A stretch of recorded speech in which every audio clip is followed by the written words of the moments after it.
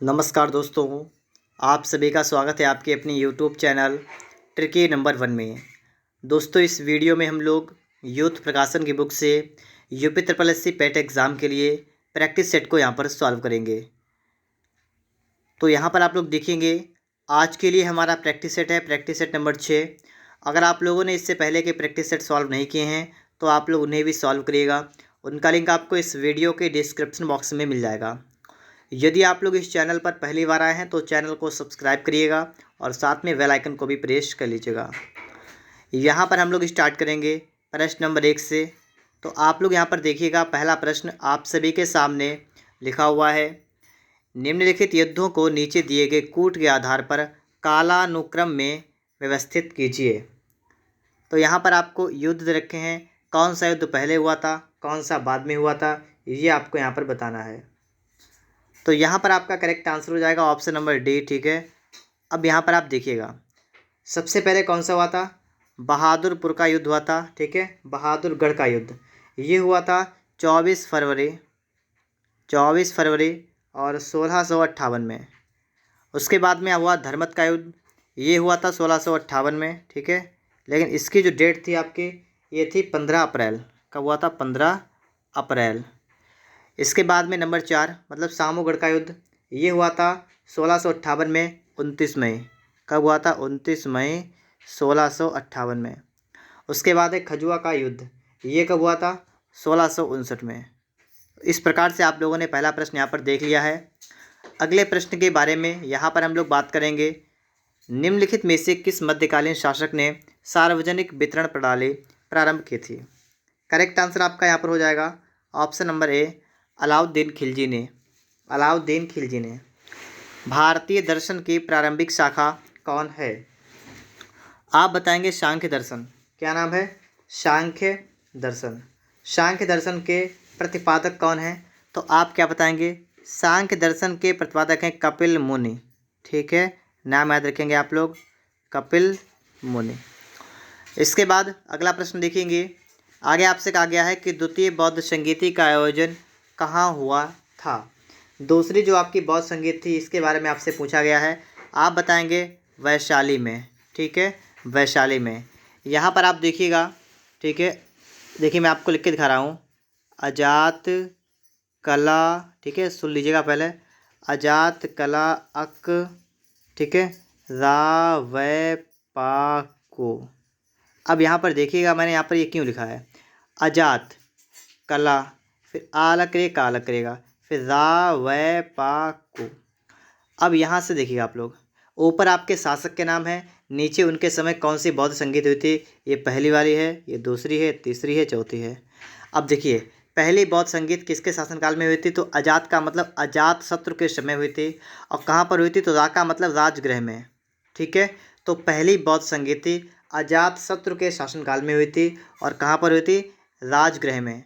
दूसरी थी कला मतलब कालाशोक के समय, दूसरी हुई थी कालाशोक के समय, कहाँ पर? वैशाली में। तो इन्होंने कहा है दूसरी बौद्ध संगीत, तो आपने क्या बताया? वैशाली में, रा वै पा को। तीसरी वाली जो होती वो थी अशोक के समय, और कहाँ पर हुई थी? पा मतलब पाटलिपुत्र में। और चौथी आपकी कनिष्क के समय हुई थी, कहाँ पर हुई थी? कुंडल वन में। तो इस प्रकार से राजगृह, वैशाली, पाटलिपुत्र और कुंडल वन में बौद्ध संगीतियाँ हुई थीं। चारों मैंने आपको बता दी हैं। इस ट्रिक को याद करिएगा, आपको शासक का नाम और कहाँ पर हुई थी ये याद हो जाएगा। ठीक है, अजात कला अकरावय पाकू, अजातशत्रु, कालाशोक, अशोक, कनिष्क, राजगृह, वैशाली, पाटलिपुत्र, कुंडलवन।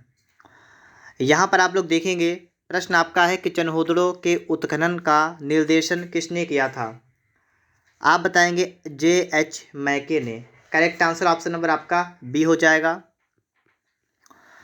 1935 के भारत सरकार अधिनियम के संदर्भ में कौन सा मतलब कथनों पर विचार कीजिए और कौन सा कथन सही है, ये आपको यहाँ पर बताना है। पहला ऑप्शन आपका यहाँ पर करेक्ट है। पहले को पढ़ते हैं हम लोग कि अधिनियम के अनुसार गवर्नर के प्रांतों में द्वैध शासन का उन्मूलन कर दिया गया और प्रांतीय स्वायत्तता आरंभ कर दी गई। करेक्ट आंसर ऑप्शन नंबर आपका यहाँ पर ए हो जाएगा। प्रश्न आपका है, फॉरवर्ड ब्लॉक के संस्थापक कौन थे? फॉरवर्ड ब्लॉक के संस्थापक कौन थे? सुभाष चंद्र बोस थे। करेक्ट आंसर ऑप्शन नंबर आपका यहाँ पर डी हो जाएगा। ठीक है, तो यहाँ पर आप लोग समझ गए। इसकी स्थापना सुभाष चंद्र बोस ने 1939 में की थी, तो इस बात का भी आप लोग ध्यान रखेंगे। बारदोली सत्याग्रह 1928 का नेतृत्व किसने किया था? सरदार वल्लभ भाई पटेल ने, ठीक है। बारदोली सत्याग्रह का आरंभ किसने किया था? तो आप बताएंगे सरदार वल्लभ भाई पटेल ने। और इसकी स्टार्टिंग कब हुई थी? तो 1928 में। Right answer option number A हो जाएगा यहाँ पर आपका। निम्नलिखित नेताओं में से कौन एक स्वदेशी के समर्थक थे? स्वदेशी के समर्थक कौन थे? आप बताएंगे अरविंद घोष। देखिए स्वदेशी यहाँ पर लिखा है, तो इसका मतलब ये पता क्या है, ये आपका है स्वदेशी आंदोलन, ठीक है। स्वदेशी आंदोलन कब स्टार्ट हुआ था? तो आप बताएंगे 7 अगस्त 1905। कब स्टार्ट हुआ था? 7 अगस्त 1905 को स्वदेशी आंदोलन स्टार्ट किया गया था, बंगाल विभाजन के विरोध में। बंगाल विभाजन के विरोध में। यहाँ पर आप देखेंगे सुमेलित करना है, सुमेलित करेंगे, ठीक है। राजा राममोहन राय ने किसकी स्थापना की थी? यहाँ से आप देखेंगे रामकृष्ण मिशन, ठीक है। एक मिनट रुकेगा।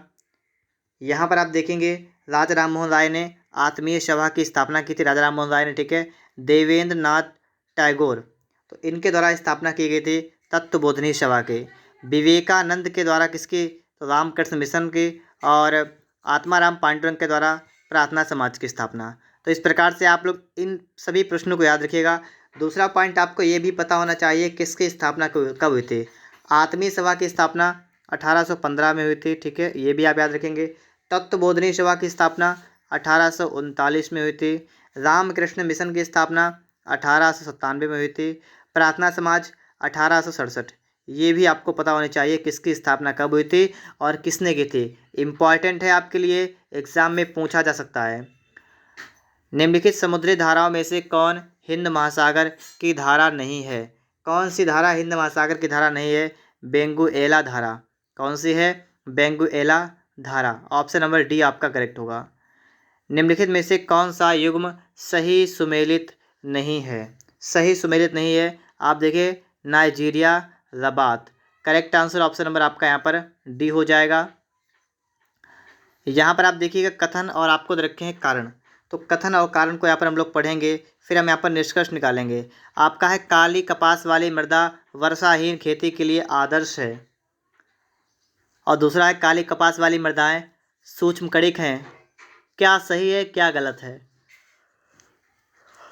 ये आपका पहला गलत है, दूसरा सही है, मतलब ए गलत है परंतु आर बिल्कुल सही है, ठीक है।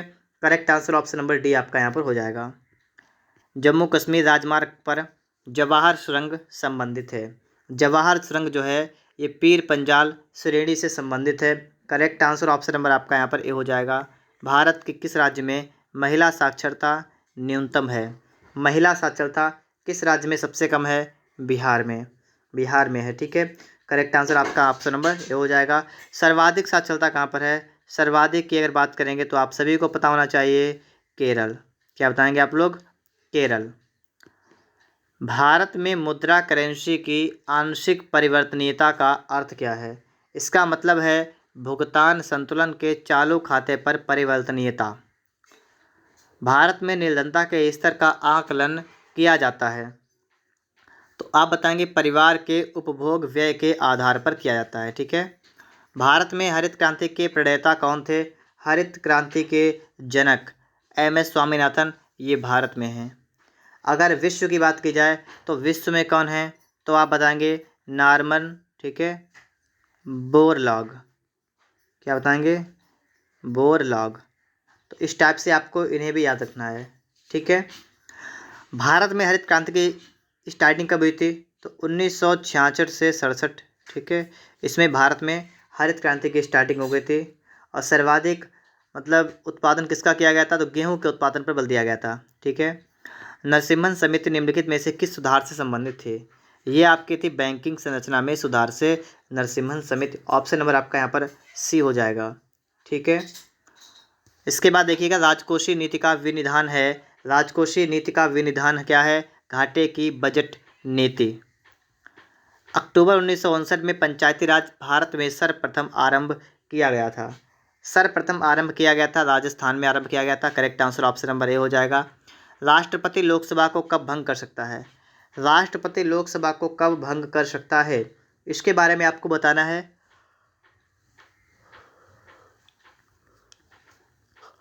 भारत के प्रधान न्यायाधीश की अनुशंसा पर लोकसभा को भंग कर सकता है, या लोकसभा की अनुशंसा पर, या केंद्रीय मंत्रिमंडल की अनुशंसा पर, या राज्य की अनुशंसा पर।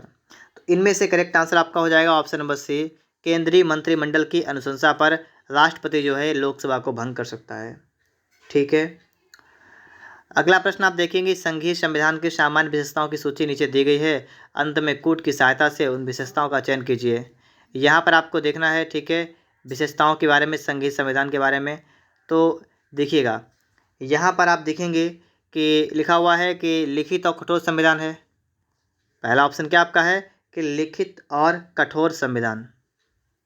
अगला आपका है केंद्र और संघातरित इकाइयों के मध्य शक्तियों का बंटवारा, विधायिका और कार्यपालिका के मध्य शक्ति पृथक्करण, और रखा है कि द्विसदनीय राष्ट्रीय विधानमंडल। इनमें से जो आपका करेक्ट आंसर है वो आपका हो जाएगा ऑप्शन नंबर सी, 1, 2 और 4। लिखित तो कठोर संविधान भारत का संविधान, केंद्र और संघातरित इकाइयों के मध्य शक्तियों का बंटवारा भी है, और आपका यहाँ पर द्विसदनीय राष्ट्रीय विधानमंडल। तो ये आपके यहाँ पर पहला, दूसरा, चौथा सही है। निम्नलिखित में से किन अनुच्छेदों को राष्ट्रीय आपातकाल के दौरान निलंबित नहीं किया जा सकता है? तो कौन से ऐसे अनुच्छेद हैं जिनको राष्ट्रीय आपातकाल के दौरान निलंबित नहीं कर सकते हैं? तो आप बताएंगे अनुच्छेद 20, 21। अनुच्छेद 20, 21, ठीक है। भारत के संविधान में उद्देशिका का विचार कहाँ से लिया गया है? उद्देशिका का विचार अमेरिका के संविधान से लिया गया है। Correct answer option number D आपका यहाँ पर हो जाएगा। ठीक है। थायमिन ये क्या है? कौन सी विटामिन है? विटामिन B1 का नाम है थायमिन। ठीक है। B2 का नाम क्या है? B2 का नाम है राइबो। ठीक है, राइबोफ्लेविन। याद रखेंगे आप लोग। B1 का नाम थायमिन, B2 का नाम तो आप बताएंगे riboflavin. Vitamin C, vitamin C का नाम क्या होता है? एस्कॉर्बिक अम्ल, एस्कॉर्बिक अम्ल। V6 का नाम बायोटिन। Vitamin A retinol. निम्न में से कौन सा कोशिकांग, क्या लिखा हुआ है कि आनुवंशिकी अभियांत्रिकी से संबंधित है? कौन सा ऐसा कोशिकांग है? तो आप लोग यहाँ पर बताएंगे प्लाज्मिड। क्या बताएंगे? Plasmid. Correct answer option number आपका यहाँ पर सी हो जाएगा। सूची 1 को सूची 2 से सुमेलित कीजिए और सूचियों के नीचे दिए गए कूट का प्रयोग कर सही उत्तर चुनिए। यहाँ पर आपको सही उत्तर बताना है तो आपका डी ऑप्शन बन जाएगा। ठीक है। जर्मन सिल्वर जो आपका है वो आपका, उसका संबंध आपका निकल से हो जाएगा। सोल्डर आपका टिन से संबंध हो जाएगा। ठीक है। ब्लीचिंग पाउडर आपका हो जाएगा क्लोरीन, और हाइपो आपका हो जाएगा सोडियम। तो आपका यहाँ पर डी ऑप्शन बिल्कुल राइट आंसर बन जाएगा। मिट्टी के घड़े में निम्न में से किस क्रिया के कारण जल ठंडा रहता है? कौन सी क्रिया होती रहती है? वाष्पीकरण की क्रिया। ठीक है। बी ऑप्शन आपका यहाँ पर बिल्कुल करेक्ट आंसर बन जाएगा। निम्नलिखित सिद्धांत पर रॉकेट कार्य करता है? रॉकेट जो आपका कार्य करता है ये संवेग संरक्षण के सिद्धांत पर कार्य करता है। ठीक है। इसके बाद आप यहाँ पर देखेंगे, यहाँ पर आपसे कहा गया है प्रश्न नंबर 36 में कि सूरदास के गुरु कौन थे? सूरदास के गुरु का नाम आपको बताना है तो आप बताएंगे वल्लभाचार्य। क्या बताएंगे? वल्लभाचार्य। लोकोक्ति का सामान्य अर्थ क्या है? लोक की उक्ति, लोक की उक्ति। निम्नलिखित शब्दों में स्त्रीलिंग शब्द को पहचानिए। आप बताएंगे, देखिए संसार, तो बड़ा संसार, बहुत बड़ा है संसार। ठीक है। मतलब इस टाइप से अगर आप देखें, मेरा, मेरी, बड़ा, बड़ी करके लगा के देख लें तो मेरा समुदाय, मेरा गौरव, मेरा संसार। ठीक है। और अश्विनी आपका यहाँ पर स्त्रीलिंग शब्द हो जाएगा। ठीक है। तो इस टाइप से आपका यहाँ पर डी ऑप्शन बिल्कुल राइट आंसर बन जाएगा, क्योंकि अश्विनी जो है ये एक तारे का नाम है, और नक्षत्र जो होते हैं नक्षत्र का नाम। ठीक है। और नक्षत्र जो आपके होते हैं वो स्त्रीलिंग होते हैं, इसीलिए आपका यहाँ पर डी ऑप्शन बनेगा। इनमें से आपको शुद्ध वर्तनी वाला चयन करना है। शुद्ध वर्तनी की आपको पहचान करनी है तो आप पहचान करेंगे। आपको देखना है यहाँ पर कृष्ण, तो आपका पहले में ही लिखा है सही। शीत का विलोम, शीत माने होता है ठंडा, इसका हो जाएगा उष्ण। ठीक है। करेक्ट आंसर क्या हो जाएगा? Option number D. ठीक है। और कृष्ण आपका किसका क्या होगा? इसका हो जाएगा शुक्ल। ठीक है, शुक्ल। ठंड, ठंड का हो जाएगा गर्म। ठीक है। आगे देखिए आप लोग यहाँ पर गीत गोविंद पुस्तक के लेखक कौन है? आप सभी को पता होना चाहिए। गीत गोविंद किसकी पुस्तक है? जयदेव।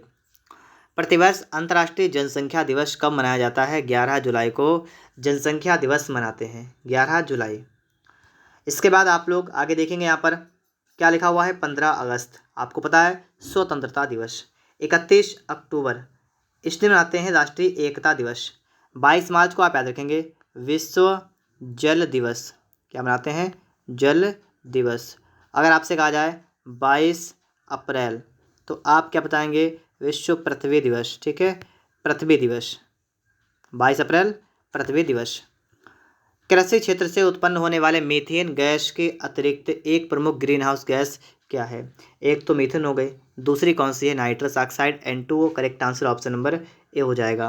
भारत में कुल कितने संरक्षित जैव मंडल बायोस्फीयर रिजर्व हैं? कितने हैं? आप बताएंगे 18। कितने संरक्षित जैव मंडल हैं? आप क्या बताएंगे? 18। भारतीय कपास अनुसंधान संस्थान कहाँ पर स्थित है? कपास का आपका नागपुर में है, तो करेक्ट आंसर आपका क्या हो जाएगा? ऑप्शन नंबर आपका यहाँ पर बी हो जाएगा, नागपुर। ठीक है। अगर इसी के साथ साथ देखिए कपास का तो आपको पता लग गया है। अगर इसके अलावा आपसे कुछ भी पूछा है तो हो सकता है कि आपको ना पता हो, तो थोड़े से मैं आपको यहाँ बता देता हूँ ताकि आप ध्यान रखें। अगर आपसे कहा जाए केंद्रीय चावल अनुसंधान संस्थान, चावल, तो चावल का कहाँ पर है? कटक, कटक उड़ीसा। ठीक है, तो याद करना स्टार्ट करिएगा। चावल के लिए कहाँ पर है? कटक उड़ीसा। ठीक है। इसके बाद अगर आपसे कहा जाए केंद्रीय आलू अनुसंधान संस्थान, कौन सा? आलू, तो आलू क्या हो जाएगा? शिमला। ठीक है, आलू कहाँ पर है? ये है शिमला, हिमाचल प्रदेश में। ठीक है। इसके बाद कहा जाए केंद्रीय तंबाकू अनुसंधान संस्थान, तंबाकू की अगर बात की जाए तो इसका हो जाएगा राजमुंदरी। ठीक है, क्या हो जाएगा? राजमुंदरी आपका हो जाएगा तंबाकू के लिए। अगर आपका आ जाए राष्ट्रीय वन अनुसंधान संस्थान, तो वन के लिए आपका हो जाएगा देहरादून। क्या बताएंगे आप लोग? देहरादून। अगर आ जाए राष्ट्रीय गन्ना अनुसंधान संस्थान, तो गन्ना अगर आपसे कहा जाए तो गन्ने के लिए आप बताएंगे लखनऊ। ठीक है, क्या बताएं गन्ने के लिए? लखनऊ। तो इस प्रकार से आप लोग यहाँ पर फिर से एक बार देखिएगा। देखिए कपास के लिए क्या है? नागपुर। चावल के लिए कटक उड़ीसा। केंद्रीय आलू अनुसंधान संस्थान कहाँ पर? शिमला, हिमाचल प्रदेश। वन कहाँ पर? देहरादून। तंबाकू के लिए राजमुंदरी। गन्ने के लिए लखनऊ। ठीक है। इनमें से कौन सा यूरोपीय देश है? यूरोपीय देश कौन सा है? करेक्ट आंसर आपका यहाँ पर हो जाएगा ऑप्शन नंबर ए, बुल्गारिया। क्या हो जाएगा? बुल्गारिया। इसकी राजधानी क्या है? तो आप बताएंगे सोफिया। क्या राजधानी है? सोफिया। इसके बाद आगे देखिएगा, अगला आपका है कि राज्यसभा के पदेन अध्यक्ष कौन होते हैं? पदेन अध्यक्ष जो आपका होता है वो उसे क्या कहते हैं? उपराष्ट्रपति। करेक्ट आंसर ऑप्शन नंबर आपका बी हो जाएगा। इनके लिए कौन सा अनुच्छेद है? अनुच्छेद 63 में उपराष्ट्रपति के बारे में बताया गया है कि भारत का एक उपराष्ट्रपति होगा, अनुच्छेद 63 में। विरूपाक्ष मंदिर कहाँ है? हम्पी में है। Correct answer option number A हो जाएगा, हम्पी में है। 2022 में केंद्र सरकार ने किसे प्रधानमंत्री मोदी का नया सलाहकार नियुक्त किया है? तो किसको नियुक्त किया गया है? आप बताएंगे तरुण कपूर। ऑप्शन नंबर आपका यहाँ पर क्या हो जाएगा? डी। मई 2022 में रिपोर्ट्स विदाउट बॉर्डर्स द्वारा जारी विश्व प्रेस स्वतंत्रता सूचकांक 2022 में भारत का स्थान क्या है? प्रेस की बात कीजिए तो आप क्या बताएंगे? 150 है। और आप सूचकांकों को अच्छी तरीके से याद रखिएगा क्योंकि आपके एग्जाम में सूचकांकों से प्रश्न बनते रहते हैं।